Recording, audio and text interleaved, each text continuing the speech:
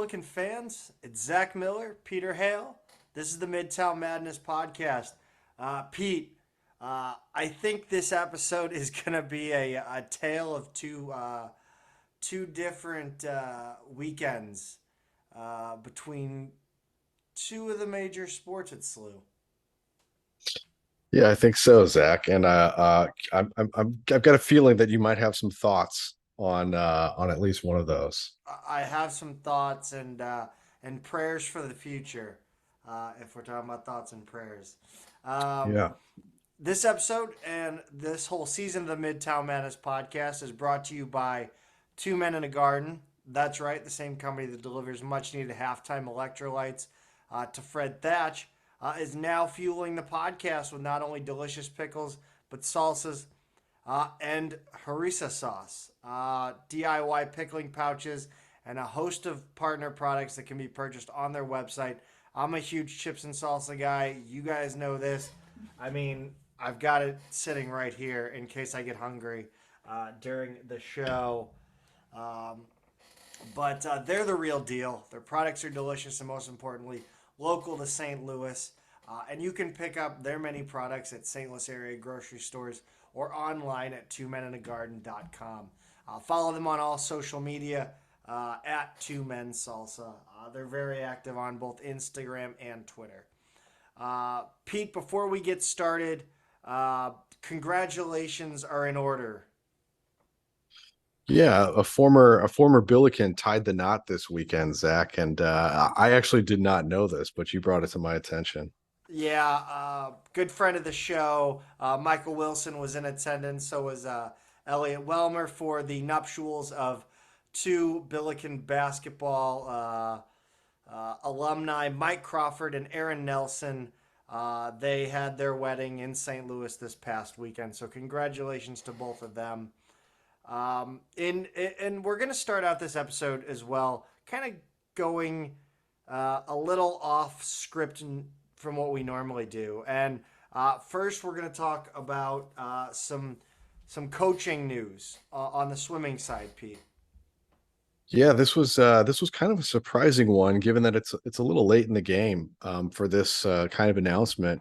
But Jim Halliburton resigned as the swimming and diving coach to become Zach's personal swimming coach, as I understand it. Zach, is that true? That is not true, unfortunately. Yeah, no, he's heading to Wash U, and it's a curious move. You know, Halliburton has been around SLU forever. He was the longest tenured coach, started in 2001.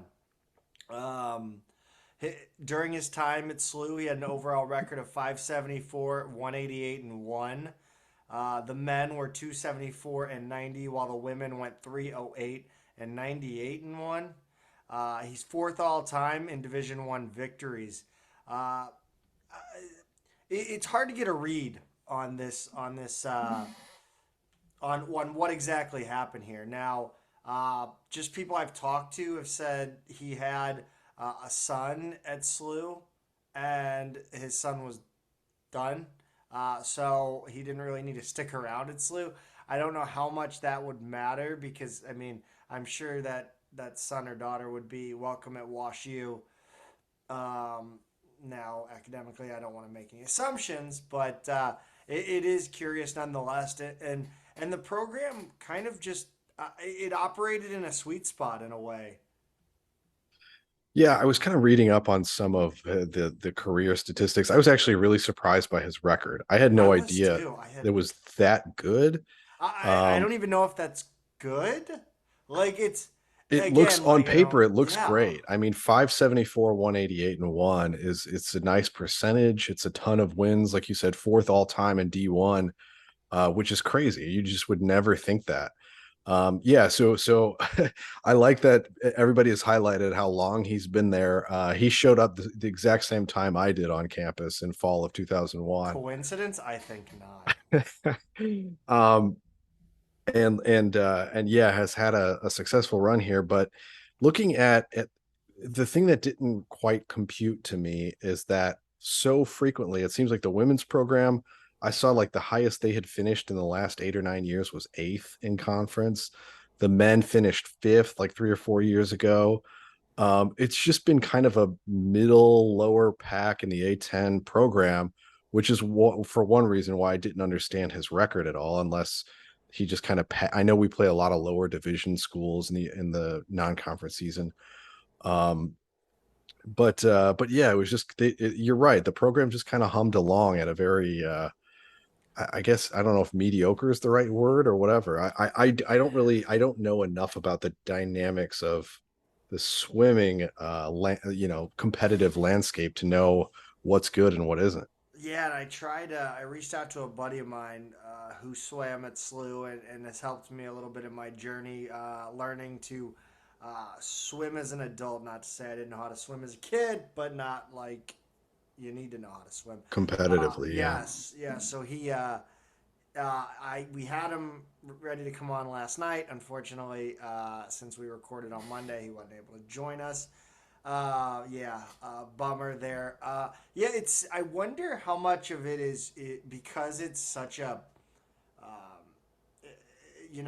probably an underfunded sport at most schools. I wonder how much of it is regional. So you have your California schools, and they only compete for the most part against California schools. The East Coast, do they only compete against East Coast schools? Because it seems like we would only play or compete against uh, local-ish. I would say in our region. Yeah, I mean that is what the schedule generally looks like. But I don't know. A lot of good questions here, and yeah, And I do just wish we and had just someone with. by happenstance, the Midwest isn't really a swimming hotbed, I guess. Yeah, I mean I'm guessing for this. when you see typically the schools that dominate, I feel like it's a lot of Pac-12 and SEC, Mm-hmm. ACC as well. Those tend to be the conferences where you see, Almost you kind of know, like football in a way. sure. That where the big conference really don't screw with the small schools or even the mid-sized schools. They really don't. Nobody cares about college football really until SEC play gets started, or ACC play, or again Pac-12. I also think you made a point earlier about regionalism, and I think that actually does matter in these non-revenue sports because um, schools that have football, the non-revenue sports that they prioritize kind of are regionally dependent. The SEC schools, they don't have soccer except for Kentucky. Um, There's a couple of them, okay, and well, and they're in then the they Sun they play, Belt. They play in yeah, the Sun right. Belt. And then a lot of the northern schools don't have things like baseball. Some of the other conferences don't have wrestling. It kind of depends on where you are in the country. So I'm wondering if swimming is one of those on the men's side anyway that doesn't kind of show up at a lot of The big uh Midwest schools.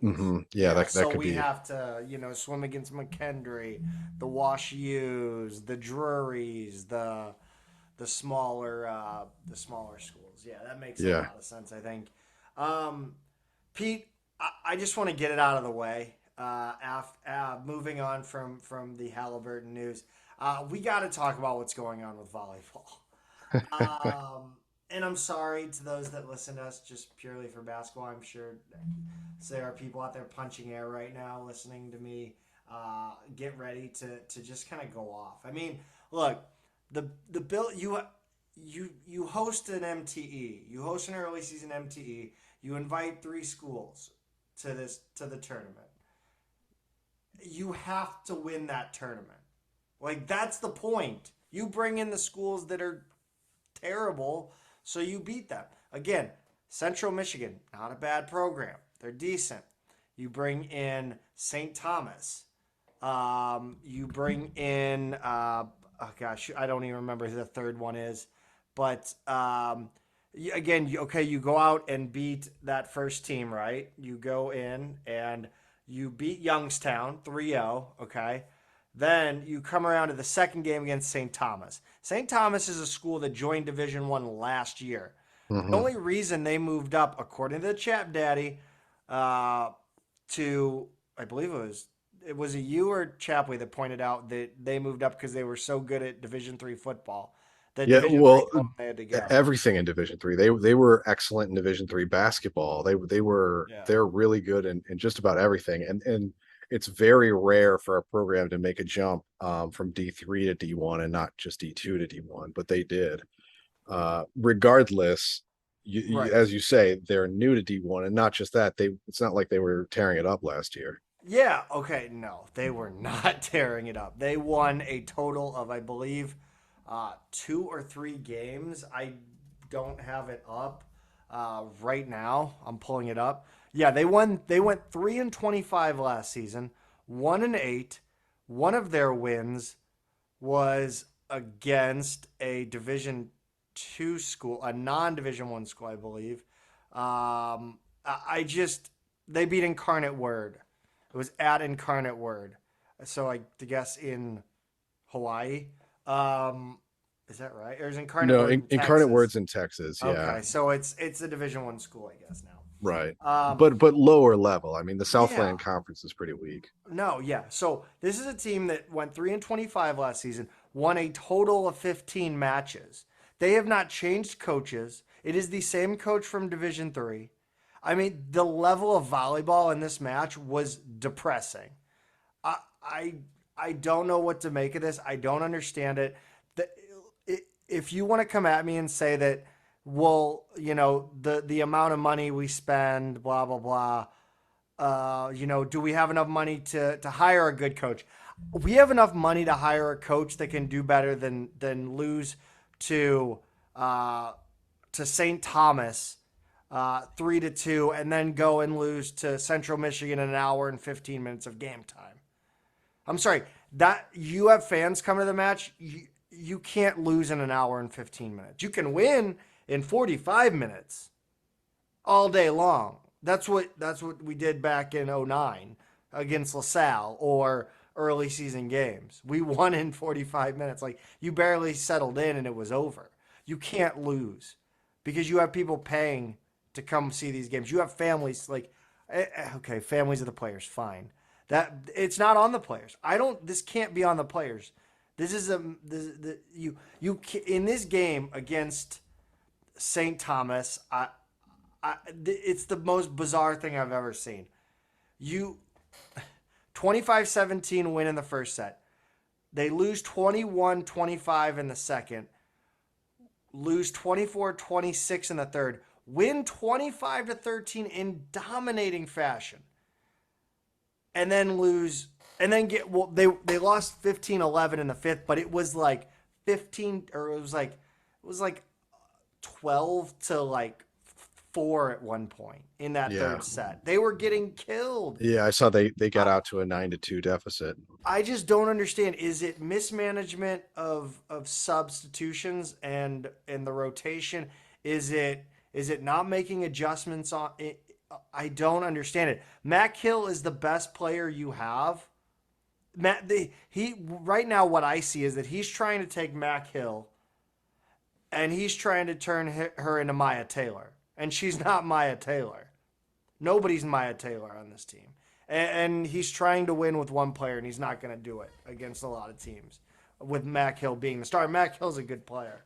But that's it for the volleyball rant. I'm sorry to all of our basketball-only listeners for putting it ahead of basketball.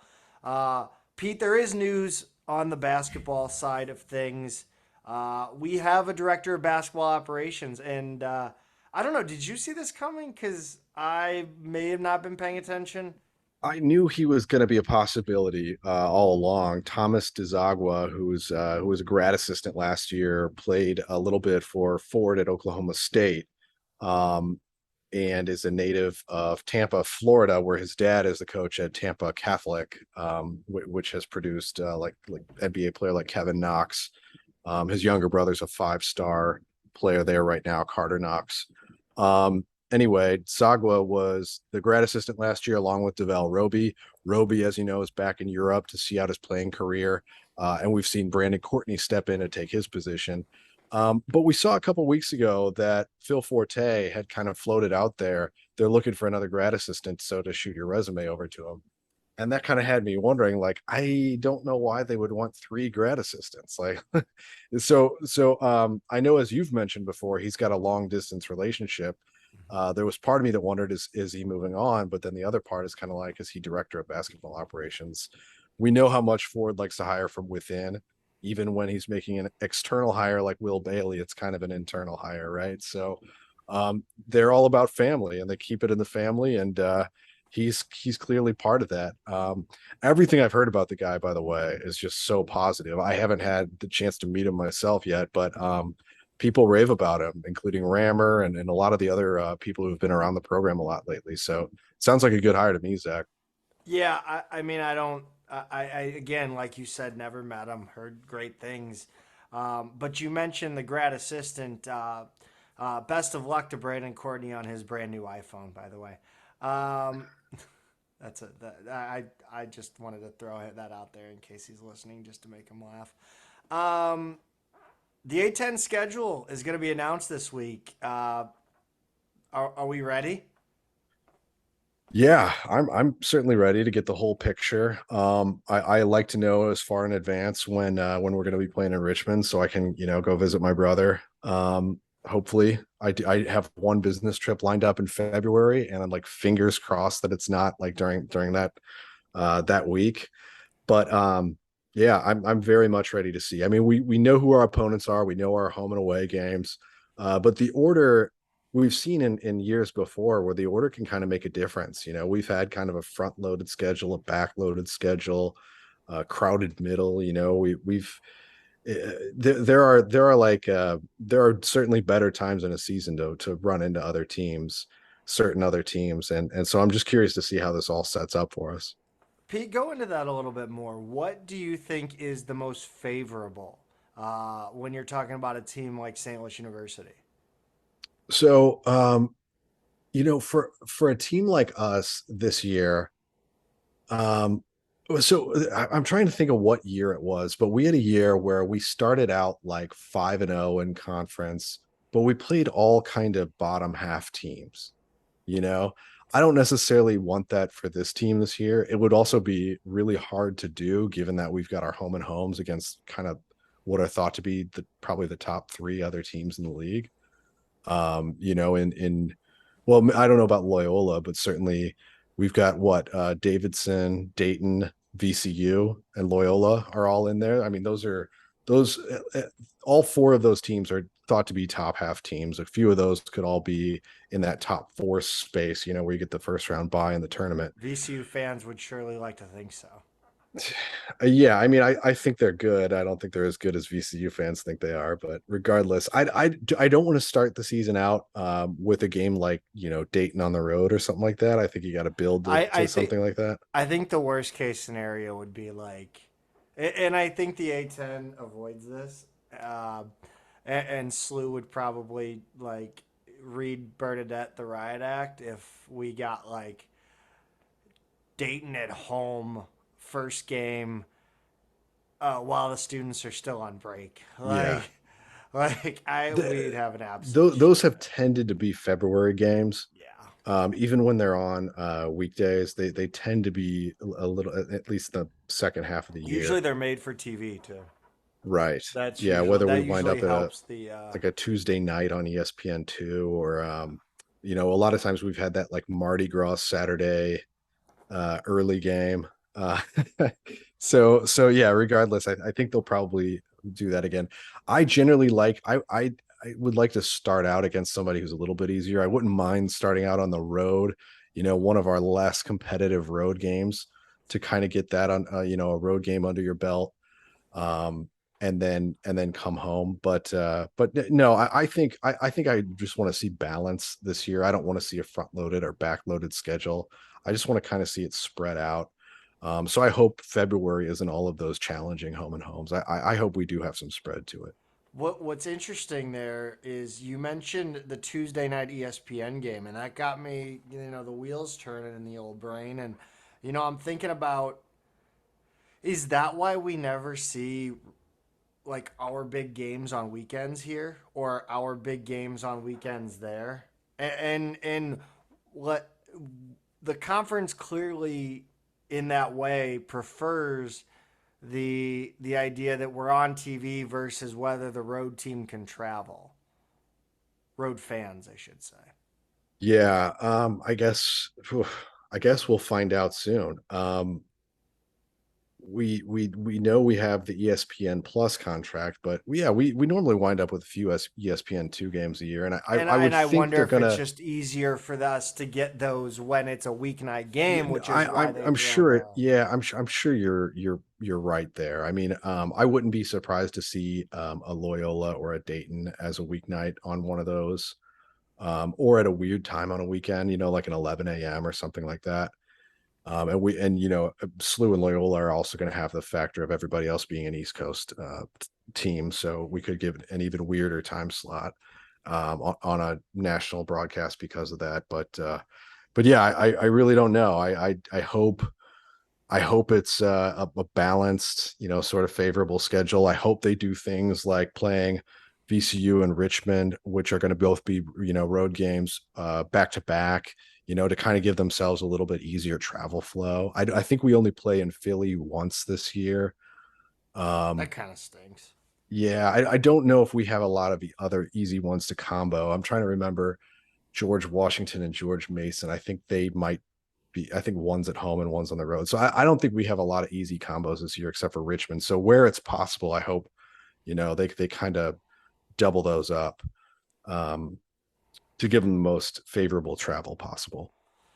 Um, Pete, I think what's going to end up happening with when the A10 schedule comes out, given I got to take a look at it, but I know we're going to try to link up. I think Dayton is a possibility. It's a probability.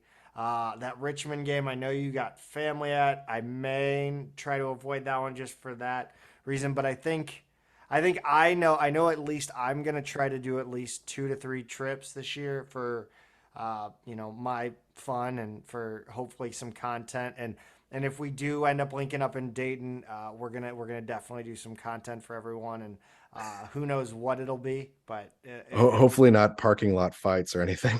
oh, are we gonna put somebody through a table? Like Dayton, yeah, that. No, Dayton that only fans. happens in upstate New York. Yeah, oh man, yeah, that would be some good content. Is Oh, Bonaventure? Bonaventure get Should I do an wait? Do we go to Airbnb Olean in this year? Olean? That would be fun. I mean, it's only like a 7 hour drive for me, so it's not that bad Oh actually. my God! Flex on everyone, why don't you? Oh, hey, yeah, there's nothing more glamorous than driving home from Bonaventure in a snowstorm in January like I did 9 years ago. One of the best things on the Billiken internet. This is what I've come up with now. It's a terrible dad joke of a name for like slew Twitter. The thread god has ridden again. And this time he's taken aim at the 1991-92 slew men's basketball team. Pete, was there anything that you learned here that you didn't know?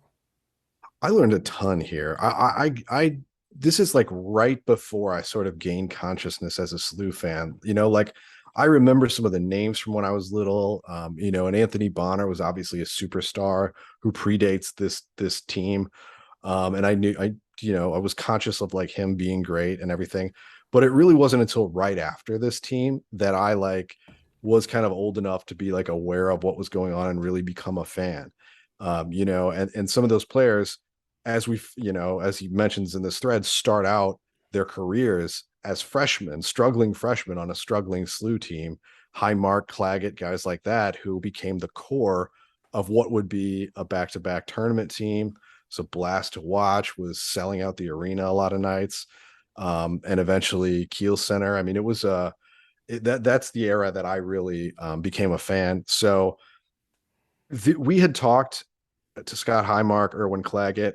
They went through their freshman year and a lot of what was going on. So we were aware of some of the bad luck and some of the dysfunction, and some of the guys like walking away mid-season, which it's crazy how many players that happened to on this team. But yeah, I mean, most of it was kind of a learning experience for me. I didn't know everything that had gone down in 91, 92. I'll say this. One of the things that really stood out to me, he mentioned the athletic director at the time, Debbie Yao. I was gonna Um, ask. I was gonna go directly to this because this was yeah, this wild. was fascinating to me. Like when they did not know that they were getting, Oh I yeah. guess that they had to leave Kiel Auditorium for the arena until like right before they were going to tear down Kiel Auditorium and build Kiel Center. So Oh, because of by that, the way, you're evicted. yeah. So yeah, and like because the building's not going to be here in a few weeks. So they had to go to the arena Pack yo shit. and obviously their priority behind the Blues, behind special events, and that in and of itself is kind of a challenging venue given its age at the time. Um, and so apparently the way that they did seating for season ticket holders, a lot of the people who were up close, the priority season ticket holders, did not wind up, I'm saying this wrong. A lot of the people who were the best, like the donors, the long standing fans, didn't have seats right on the floor in Kiel Auditorium or in the 100s because it kind of had a low slope. So a lot of them had seats like in the front row of the next deck, which was a lot closer to the floor than it would typically be in an arena today. So because of that, a lot of the people in the 100s were the kind of people who would not, be your big boosters, your big donors, but they still got to pick first in the arena. And that pissed off a lot of boosters and a lot of longtime donors, a lot of alums who had season tickets for years, people who only had seats in the 100s because they passed on them because of the unique shape of this building. And so she wound up angering hundreds of alums with that decision, and that I thought was a very weird, very slew thing to happen. And And it just a wasn't her strange. fault. It wasn't necessarily a I fault. I mean, mean, the decision. I mean, it maybe could have been discussed better, probably in a meeting somewhere along the lines. But I mean, when you're in sports, you kind of it's kind of the law that if yeah, that the bigger donors sit close, the bigger fans sit close, the people with more money they sit close. and That's a that's law. yes, Like yes, I right, just and don't know how you can like. I mean, I guess you could. Does she even know yeah. that? So, Like, how much does she know that that's how that is? but that's also why they have a more sophisticated, point system today than instead of just like starting at row one and working your way back. Like they've got those points are like years and years of whatever Yeah. you've built up with the athletic program to go into that number, as opposed to just okay, let's start in row one. And little do they know that row 15 is row 15 for a reason, because it's a better view or whatever. So yeah, kind of a fascinating um start to what would be a pretty dysfunctional season. But what, reading through this thread, is there anything that stood out to you the most, something that you just really never knew before? I mean, at this time you're not conscious, I you're not, am. Yeah, I was at you're a games baby, probably. so Yeah, I was at games, but I probably didn't even know what was going on. right. But no, I think I just the the the thorough nature of what he does with Yeah, the articles. I mean, obviously there's a way to get these articles, and I have never been to a library, so that's not true. I've spent many sleepless nights in Pious, but I mean, obviously, like you have like I wouldn't even know where to go about finding these articles.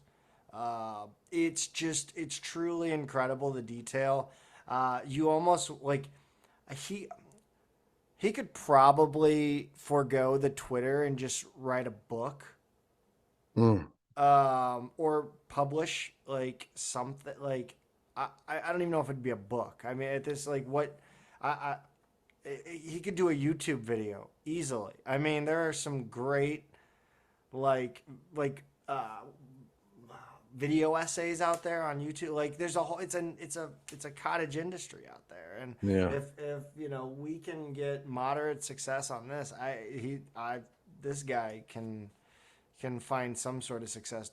You know, making these a little more, easily digestible for morons like me.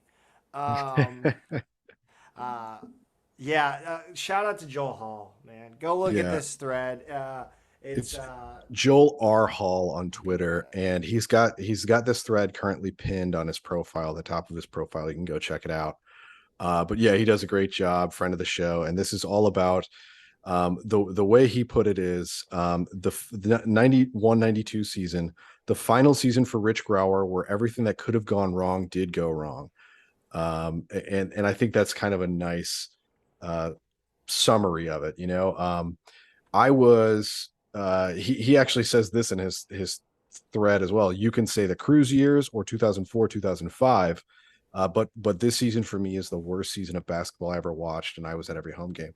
04-05 is a big one for me because that was my senior year. And going into that year, Soderbergh actually thought we were going to be pretty good. And of course, everything that went wrong that could go wrong did go wrong.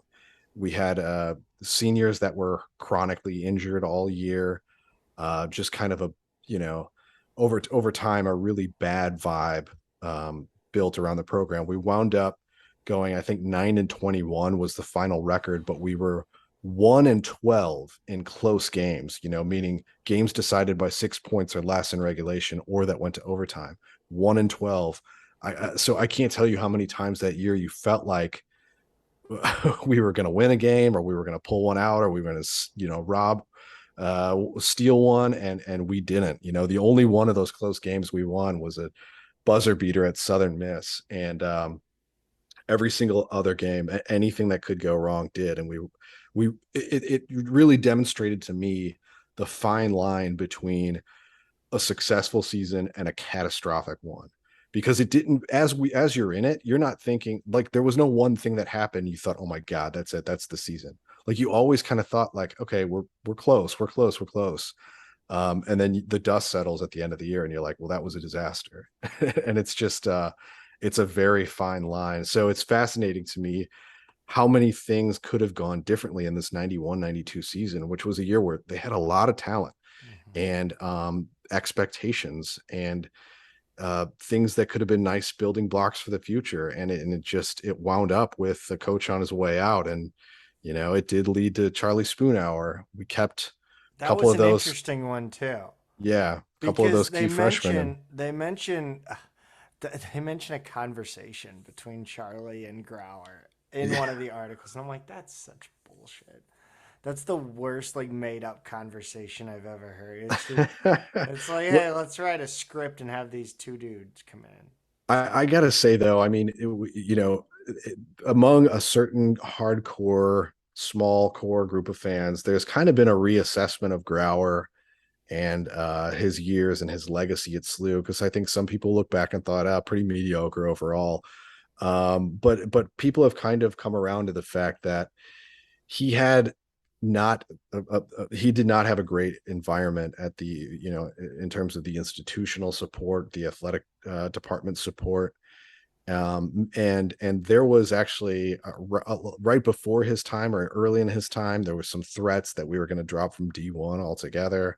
I mean, Grauer kind of saved Yeah. SLU athletics in a lot of ways. And I think people have kind of come around to realize that. And he's a guy who's never really gotten his due and has every reason to be bitter to SLU or St. Louis basketball in general, and never really handled it that way. He's kind of handled it with more grace and dignity than I probably would have been able to scrape together. So If anybody out there has a connection with Rich Grauer, yeah, that link us up with him. Rammer, if you're out there, I know you listen. If you can connect us with Grauer, anybody. I did not mean to name drop there. I apologize. But yeah, we would love to talk to Rich Grauer. That's incredible. I just remember basically that like 3-year-old, 4-year-old Zach sitting in the wherever. I guess we were back in Kiel. I don't know. And two dudes in front of us are talking about what's going on with the coaching situation, whatever. I had this guy just pipe in, yeah, they fired Grauer, and so then they hired this guy. I just said it like That's the kind of little precocious 4-year-old Billiken fan I was. Like it was just I just like filled in the story for these two guys that were talking. Like and they just looked around like who the shit is this guy? But yeah, no, it's a wild thread, and please go read it. And Joel Hall does an unbelievable job doing his research and finding these photos of these. I think the newspaper clippings for a guy who doesn't read very well. Actually, I read pretty well, but for a guy who doesn't like to read, I just love looking at these news clippings and kind of the headlines around it and kind of what they're talking about, even tangentially to in the sports section, other than the main point, which is the Billiken basketball. I find that fun. That's kind of neat for me. Yeah. Pete, Yeah. Very cool. how about our guys over at Two Men in the Garden? Yeah, so another update from me on the products that I got when I was back in St. Louis a few weeks ago. So I got the Cantina style salsa. I know you raised your eyebrows when I first mentioned that a couple weeks ago. Oh, I And missed that. I didn't even look at. I went to when I picked this up. I didn't even find the cantina. yeah, it's not on their website yet. No, nor is a couple other newer items, but I'm told they will be up soon. But the Cantina style, so far I only saw it in medium at Straub's, which is I kind of like the hot. Sometimes I like their extra hot or screaming hot. Jesus. Um, yeah, I know. Honestly, blend of those two is the sweet spot for me. Okay. But medium, regardless, is what the Cantina style was in, and it's a little. I really love the texture of this one. If you're one who thinks, their regular salsas are a little too much on the chunky side, and you don't want to do the whole blender trick that we've told you about before, to get it down to a different texture, the Cantina style is the next level down. It's a nice texture. It's a um, nice sweet spicy garden mix. I really like everything they're doing with it. It has hit the spot for me this week. It's been great. So strongly recommend it. Look for it. It's got a white lid. Says Cantina style on the label. So far, I think just in medium, but if they're listening, I would not be upset if I saw that one in hot, and might snag a couple of those to keep in the back of the fridge. So once again, Two Men in a Garden. That's twomeningarden.com. All right, let's move on over to soccer, and this is the part of the show where we just effusively praise men's and women's soccer, who, by the way, combined in the over the last 3 games they've played, have scored a total of 15 goals between men and women. Yeah. And if you just take the last three women's games, they've scored 17, That's because just 5, 7, and 5. and I It- don't think these teams are bad that they're playing either. They're very middle. I mean, they're not great, but they're very middle of the pack teams.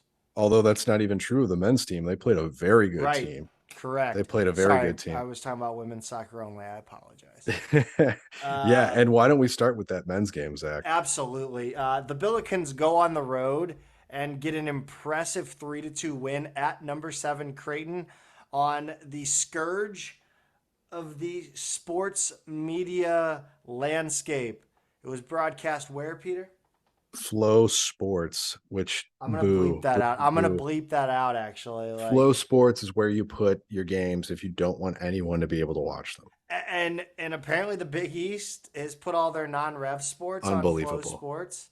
Ugh, Is unbelievable. basketball going to be on Flo Sports? There's no way. No, their basketball is on Fox Sports One. They still have that contract. So I think all Big East basketball games are on Fox Sports One, which is why they have like one every night. They really Oh, spread them that's out. right. That Yeah. is So pretty you'll sick. catch, Creighton, Villanova on a Monday and stuff like that.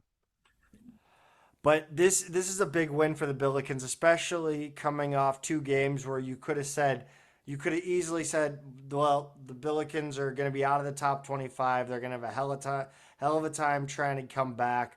They're going to number 7 Creighton. You could easily pencil this in as a loss, but no, they beat the number 7 team in the nation, Creighton, who was unranked going into the season and had outscored opponents 12-1 in the first 2 games. They moved quickly up the rankings. Creighton, it was all the way up to number 7. And they're, in addition to being number 7, they've historically been one of the stronger programs in the game. They play in what's thought to be one of the best facilities in all of college soccer up there in Omaha. Oh, it's beautiful. And they really, that's not an easy place to go get a win. And Creighton got off to a 1-0 lead pretty quickly too, Zach. I mean, this was looking like it wasn't going to go SLU's way. Yeah, 7th minute, Mark O'Neill scores a goal on an assist from Duncan McGuire. Billikens come right back, earn themselves a penalty kick, and Kevin Commody converts in the 20th minute to make it 1-1. In the 31st minute, the master of the pass, John Klein, scores on an assist from Max Floriani. 47th minute, Alberto Suarez scores on a goal from Kevin Commody, and John Klein gets the hockey assist. 74th minute, Alfie Pope scores his second of the season for Creighton on an assist from, I'm going to try to say this without messing up, Owen O'Malley. That was a little bit tougher than I thought it was going to be.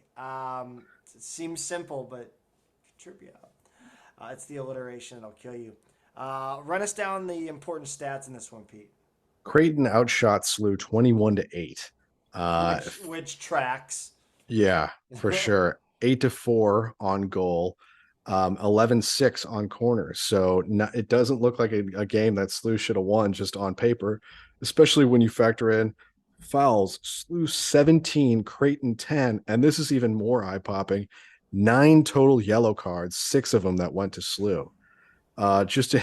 It sounds like this one was a war and may not have been the prettiest game up there in Omaha, but it's SLU's first win over a ranked opponent on the road since they won at where else but Creighton, then number 3, and that was back in 2014. So been a while since SLU has done that, and it's coming off an 0-2 start this season, I wasn't necessarily expecting it. Yeah, not here either. Yellow cards for SLU. 16th minute, Brian Johnson. I believe they got a bench yellow card in the 31st minute. 44th minute, Mads Sistrup Pedersen. 45th minute, Max Floriani. 68th minute, Alex Sterenberg. And the 77th minute, Mr. Seth Anderson. Big win for the Billikens here. Next up on the docket, Southern Methodist University on the 9th. Kind of a bit of a mystery with the men's soccer schedule. There was a game scheduled for today, the 5th of September, but it was canceled. It was against University of Illinois Chicago. And Pete, why do I feel like we've had issues with the University of Illinois Chicago? Isn't this the second time? So last year we played they were supposed to come down here and we played up there. Do you remember that? No, I think it was the opposite. Oh, we were supposed to go up there and they came with down. The field being ready. That's right. They were right. resodding the field. Okay, so we had a location change in the game last year, yes. And then this one was just canceled altogether. And I never really saw an official announcement or anything. It was just kind of an aside in a tweet. Yeah, they started the season 0-2, not a couple of good losses.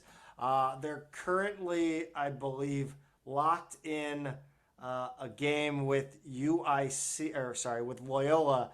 It's currently 0-0 in the second half in the 63rd minute. So it's interesting that they switched one A10 program for another. Yeah, for sure. For sure. SMU, they've got a 3-1 loss at Stanford and a 2-0 win against Central Arkansas so far this season. Central Arkansas is normally a pretty good program too. So playing a tough schedule, they split it. It's kind of hard to say what exactly that means in terms of SMU this season. But again, they're historically a very strong program, not a team you can ever overlook. Yeah, and again, SMU, they've had, again, like you said, a historic program. Central Arkansas, that 2-0 win, nothing to sneeze at, as we have a transfer from Central Arkansas as well. So And from SMU. yeah. So I mean, they put out good. They bring good players in the program. Good players leave. Playing time. Who knows? Moving on That to the. Oh, that sorry. also last year, SLU tied at SMU. Mm-hmm. Um, yeah, last season, but it was down there at their place. Women's soccer, a decisive 7-0 win at Missouri State. Uh, First minute, Groark scores. Kelly plays the ball in from the left wing. Groark headed it wide. Lawler keeps it in and directed it back to Groark, and she put it in on a volley. Kelly scores in the 6th minute. Groark takes it down the end line near the edge of the box. Got a low feed back to Kelly, who finished. Bad defending. Friedrich also with an assist on the play. In the 37th minute, Groark gets her second off another feed from Gaby at the same spot. Missouri State just not able to stop SLU from getting deep and passing across the box. Yeah, all three of these goals, these first three, kind of all went the exact same way. It's like SLU got down to the end line and then was able to pass back all the way across the goal mouth 3 times in a row. Just horrible defense. Pete, run us down the second half of this one. There's a lot to talk about. So there is, yeah, 3-0 at halftime, and then in the 53rd minute, Miller gets the ball from Frederick just outside the top of the box on the left. She had some time, lined up her shot, struck it low to the far side. Missouri State's keeper seemed like she was a step slow all day, but this was really well placed by Abby Miller, and she wound up with a goal there. Now that was assisted by Hannah Frederick, which gave her the all-time SLU record at 38, passing Courtney Hulser. That's So Courtney Hulser Sweeten, by the way. oh, gotcha. Yes. Yes. Sorry. Thank you. I had to throw that one out there. Yeah, another SLU soccer Yes. marriage there. So yeah, so she's just going to build on that record all season long. She could put it in a pretty hard to reach place by the end of this year if things keep going like this. 66th minute, after a feed from Smith, Gaby got free in traffic in the middle of the box. She put it past the goalie who was closing in on her, and defender got a foot on it just before crossing the line, but they still gave Gaby credit for it, didn't call it an own goal. The defender kind of tried to kick save, and just all she did was kind of elevate it into the net. 75th minute, Presser led a 2-on-3 with 2 defenders closing and 1 chasing. She timed her run and passed beautifully to hit Gaby to her right, and then Gaby sent it back to the far side of the net for the goal. And then the last one, the 7th goal, 86th minute, Sawyer got the ball in from Smith just outside the box.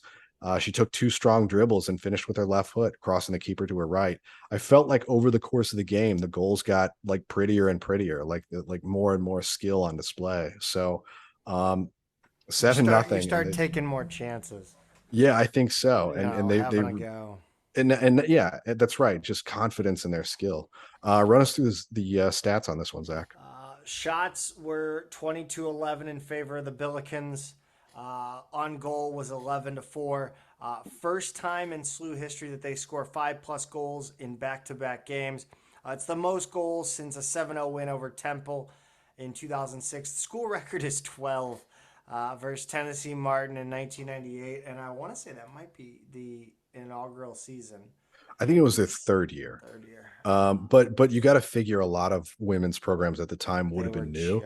So when you look back at the results from those seasons, you could come off a 4-0 loss and then beat a team 10-0. I mean, it was pretty wild. It's like watching the U.S. women's national team against the last qualifier in the World Cup. That's right. Yeah. I saw them play a friendly here in Cincinnati against Paraguay not too long ago, and it was like watching a mid-tier high school team. It was incredible. Yeah. And again, we're crossing into but that to me is just not productive. No, I thought it was going to be better. I didn't realize just how bad that competition level was. It just feels unproductive for the sport of women's soccer, honestly, to play that game. Right. I don't know. 5-1 win versus Nebraska. 300th win in program history. Now, this is a 300th win we can celebrate, Peter. Yeah, that's right. Never a chance to miss a shot at volleyball or Kent Miller. No, until he's gone, I can't sleep. We It's sleep. it's it's so interesting to see you go after a Miller this hard too. I mean, I would love nothing more than if he winds up being Well, like a long lost uncle or something. oh God, with the way my family tree is going, it's not impossible. Yeah, we got to get the ancestry going. Oh Jesus, All right, so let's talk running about this around. 300th win, Yeah. Zach. Fourth minute is the Missouri State, or as with Missouri State, SLU got on the board early. Nebraska's goalie saved Kelly's shot from just inside the box with a hockey style kick save, and Lawler was right there for a rebound. This was an odd one for me because you watch it on like the broadcast cam, and you're like, what is the keeper doing there? Why go down to your? But you watch it from the behind the goal cam, and you realize that she can't see a damn thing. Yeah, So I will give her the benefit of the doubt on that one as far as that kind of style of save. Probably best to go down. Um, the monsoon hit after that in about the 6th minute. And with a minute of the rains coming down, Larson scores with a really nice chip over the Nebraska keeper. Kelly got the assist on that one. 21st minute, Kelly had her third assist of the game, feeding Gaby, who placed her shot perfectly just past the outstretched arm of the charging goalie. 23rd minute, Miller scored on a PK, which really inexplicable from the Nebraska goalie here. I mean, I think the only thing you can really say about this is that the Nebraska goalie had to just be fed up. yeah. It could have been the conditions. I mean, by this point, I mean it's not like she She's couldn't see. The 20 feet in front of her. I don't know, but she basically stood she there, didn't Zach. need to go even after the keeper. Yeah. Well, no, it would not even the PK. I'm talking about she gave away the PK. The goalie, Oh, I yeah, thought you she meant on the shot. PK itself. Oh, No, okay. the PK's fine. Yeah, no, the PK, she I've just kind stood, of stood there and yeah, watched I've it. just kind of stood there on many PKs, and I Yeah, have the okay, okay. smaller goal, and it's rec league, and it doesn't matter. Sure. But no, it was just bizarre because the ball was played out like it was played across the goal and wide. Nobody was getting there. Her defense would have made it there and put a challenge on it, and the goalie just decided, you know what, screw it, I'm gonna go knock this broad down. Yeah. Like So you think it's just a frustration foul? I think it was. I mean, it was a. I mean, she extended the arm and everything. It was really bad. It was a Yeah. really bad giveaway on the PK. Of course, Miller hit it hard to the right side of the net and scored, and the goalkeeper didn't move. Yeah. 55th minute, Nebraska gets one back. Sarah Weber off a Florence Belzili assist. 70th minute, Hannah Larson sent a bouncing long ball to Groark, who finished with a slide and her right foot up in the air. Really impressive goal. Nebraska's keeper looked genuinely confused, like she thought it was going wide or it was a pass. Yeah, this was my favorite goal probably of the season so far. It was I love a long ball and an unconventional finish. The She was sliding, she had her foot in the air, touched it just perfectly. But a really impressive long ball to go for it too. I mean, SLU made gutsy plays given the conditions, of the rainstorm, wet field. They didn't let that slow them down at all. I loved them going for it like this. Run us down the stats in this one. So SLU outshot Nebraska 19-11. Shots on goal were 11-4. Corners were 7-1. And 17 goals in the past 3 games. Like we said, 5, 7, and then 5 is the most the program has ever scored in a 3-game stretch. Not surprising given that the previous game was the first time they had scored 5 in back-to-back games. Just incredible stretch of soccer for the women here. Next up, they will head to Cincinnati to play Xavier. And then they will come back home Sunday the 11th versus SIUE for the women's edition of the Bronze Boot. They should really, they should do that. Yeah, for sure. Missouri State was a good test. In addition to being a road game, SLU got to play on a field turf instead of grass. And as you know, Pete, living in Cincinnati, Yeah, Xavier's got a turf field. It's a the stadium setup there. It's kind of right at the main intersection of campus. Imagine if like Grand and Lindell on one corner had like a sunken bowl of a soccer field, and that's kind of where they're set up. Now it's a much hillier topography around there, so it makes a little more sense. But it's a nice atmosphere for a soccer game. It's a turf field, and Missouri State, like watching that game, that field was so fast. There were so many times in that game where they'd pass a little too hard, or a dribble would get away or a deflection would get away. It was clear that SLU was, I wouldn't say having trouble on the turf, but just isn't a team that plays on turf every day. So even though Missouri State is a team that they blew out, it's good to get those tests on a different surface before you go play a ranked team on a surface like that. So it'll be interesting to see how they manage against a stronger opponent. Unfortunately for me, Zach, I had as of a couple days ago, I found out I have to go on a business trip. I had already told my son I was taking him to this game too, so I feel so bad because I won't be home until probably an hour or two after this game gets over on Thursday night. If everything goes well with travel, but yeah, unfortunately for me, one of the rare occasions SLU any sport plays in Cincinnati, and I'm going to be out of town for it, which is a shame because Xavier, it looks like they're a pretty good team. yeah, they were number 19 in the country prior to their 2-0 loss at Northwestern. A couple of key results, as I mentioned, that 2-0 loss at Northwestern, and they beat Loyola 1-0. One interesting note on their schedule: they played four straight on the road between 8:25 and 9:4, which kind of highlighted how much these teams do go on the road in the non-conference. I was like, oh man, that's not normal. Then I looked around and yeah, everybody kind of goes half and half with their Yeah, I was road going to say I games. think teams try to play a pretty even split. It seems like It's it's not just not it's it's not like basketball at that's all. right. It's not at all like that. On the women's side, or sorry, on the women's basketball front, and I say front because that's kind of a military term, and the women's basketball team got a little tougher this week. Yeah, we didn't have any big news on the women's basketball side, but I did notice that they got up very early, what looked like dawn, last week, and did toughness training with the Marine Corps. They Dawn. had some Marines in there to run them through toughness drills, and when we tweeted out, they're playing their toughest schedule ever, and it looks like the only way to deal with that is Yes. toughness training from the Marine Corps.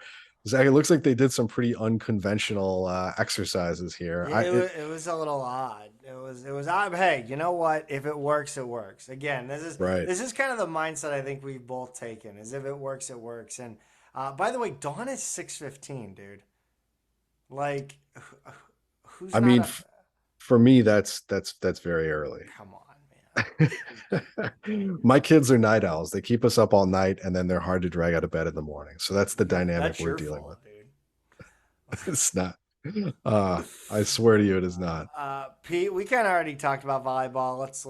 I'll just run it through real quick. 3-0 win on the second versus Youngstown. Mac Hill had 8 kills, Opperly 17 assists, Rogers 18 digs. On the third, they had a doubleheader, 3-2 loss for St. Thomas. Hill had 18 kills, Opperly 38 assists, and Rogers 31 digs. And then they dropped the 3-0 decision later that evening against Central Michigan, 25-16, 25-18, 25-19. 8 kills for Richardson, Opperly 17 assists, Rogers 15 digs. Next up for them, the DePaul Invitational, September 9th and 10th in Chicago. Eastern Michigan, Virginia Tech, and DePaul are all in that tournament. Pete, run us down the cross country news for the week.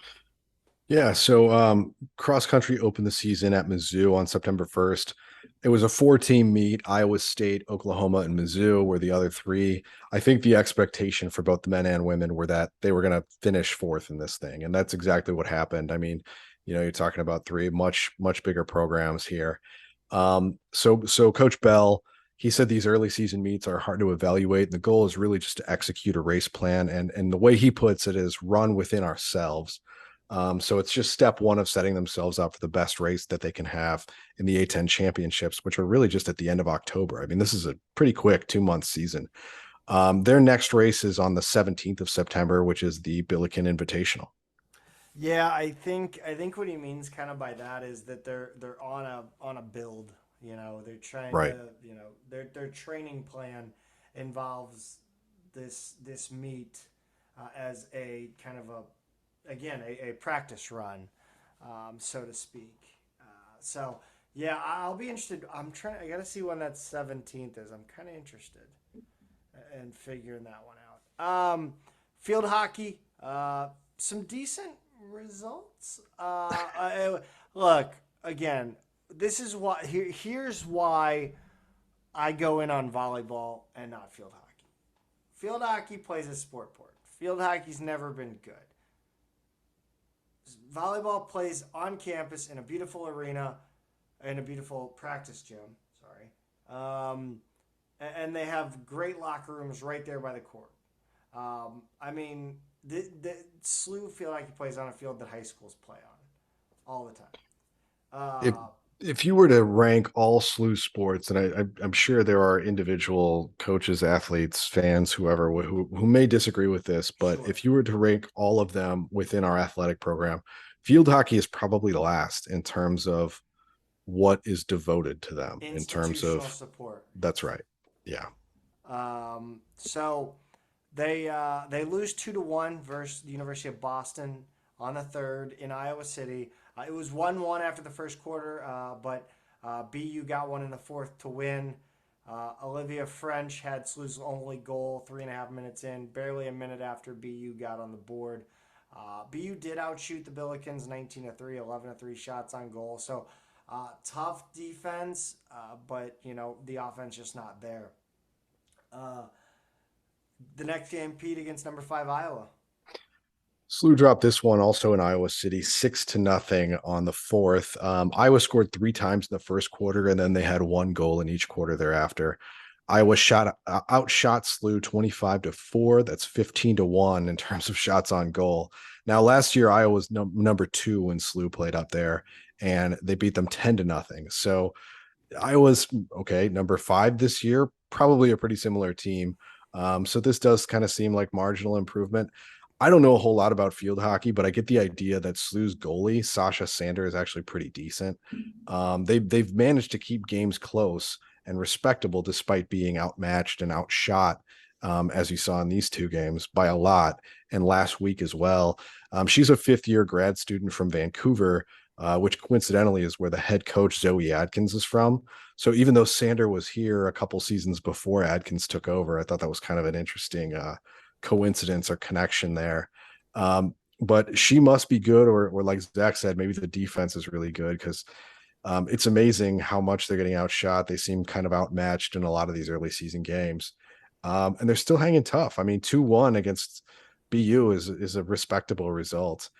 Maybe they're going to be a little more competitive in the A10 this year. Yeah, if you're looking for competitive, I think these 2 games coming up will be games that you'd want to take a look at. They're both home games. They're both out at Sportport. On the 9th, they will play Stonehill, new to Division One this year, and then they will play Ball State on Sunday, September 11th at 1 p.m. So 4 p.m. Friday, 1 p.m. Sunday. I think Sunday's a reasonable attendance for me if I can swing it, if nothing changes. So hopefully I will be out there for that one. Pete, anything before we head out that I missed? I don't think so, Zach. I don't think so. I think we covered it all. Mostly a soccer heavy week for us this week. Yeah. That wraps up the week that was in Billiken Athletics. Follow us on Twitter at Midtown Mad Pod, at Peter is a Tweeter, at Zach Miller MMP, and on Instagram at Midtown Mad Pod. We, of course, appreciate any and all suggestions you might have for the show. Go subscribe to the show on all platforms. If you haven't left a review, do that. As always, Pete, go Bills. Go Bills. Bye.